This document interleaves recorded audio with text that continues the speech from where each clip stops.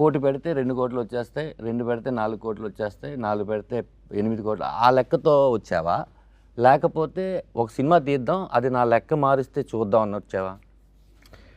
అంటే ఇప్పుడు ఏ బిజినెస్ అయినా సరే వన్ టైం చేస్తే డబ్బులు రావండి.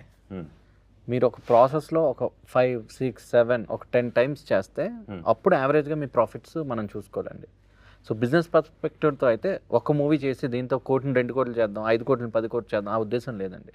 I know what is my strength and I know what is my film. So I strongly believe and నేను ఇన్వెస్ట్ చేశానండి. ఓకే, అంటే దీని తర్వాత కంటిన్యూగా సినిమాలు చేస్తాను, ఇంటర్వ్యూలో ఇండస్ట్రీలో ఉంటానని కాన్ఫిడెంట్తో ఉన్నావు రామారావు. అంటే ఈ సినిమా నన్ను ఇండస్ట్రీ నుంచి ఇంకొక 10 ఏళ్ళు వేరే సినిమాలు చేసినట్టు చేస్తుందని నమ్మకం. సినిమా చూసావా?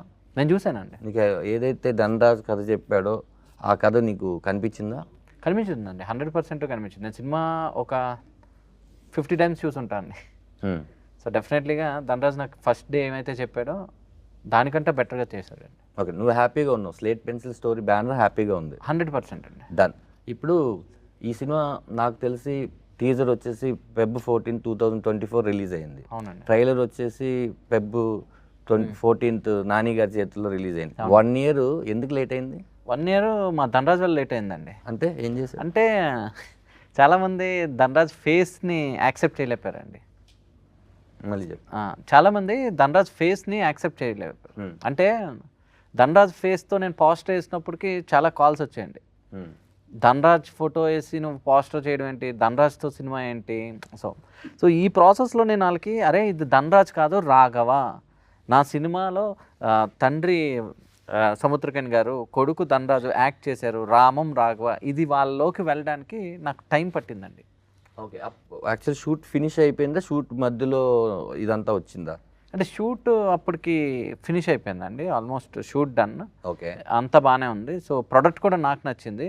సో వాళ్ళు ఏంటంటే ఆ బుక్ మీద ఒక ఫస్ట్ పేజ్ చూసి బుక్ అంతా ఎలాగే ఉంటుందని డిసైడ్ అయినట్టు ధనరాజ్ని చూసినంటే ధనరాజ్ హీరో ఏమో, ధనరాజ్కి సాంగ్స్ ఉంటాయేమో, ధనరాజ్కి హీరోయిన్ ఉండి ఉంటుంది, ధనరాజ్ 100 మందిని కొడతాడు, సో వీడికి ఇంత కమర్షియల్ ఫిలిం ఏంటి, ఇలా ఏం పెద్ద హీరో అనుకుంటున్నాడా, తమిళ హీరో అయిపోదాం అనుకుంటున్నాడా, ఇలాంటి క్వశ్చన్స్ అన్నీ వచ్చాయి. బట్ వాళ్ళకి ఎగ్జాక్ట్గా అరే నేను చెప్తుంది ఒక ఎమోషన్, తండ్రి కొడుకుల ఎమోషన్, ఇలాంటి తండ్రి ప్రతి ఇంట్లో ఉంటాడు, ఇలాంటి కొడుకు ఏ ఇంట్లో ఉండకూడదు.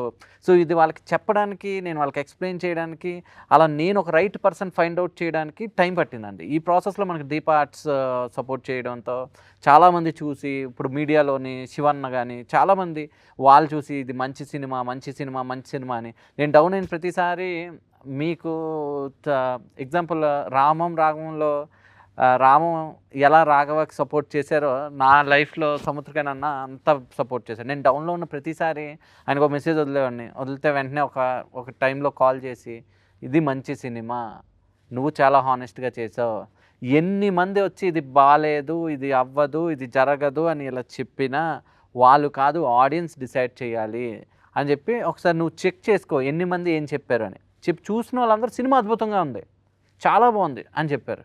సో చూడలేని వాళ్ళందరూ ధనరాజ్ పోస్టర్ ఏంటి అని చెప్పారు.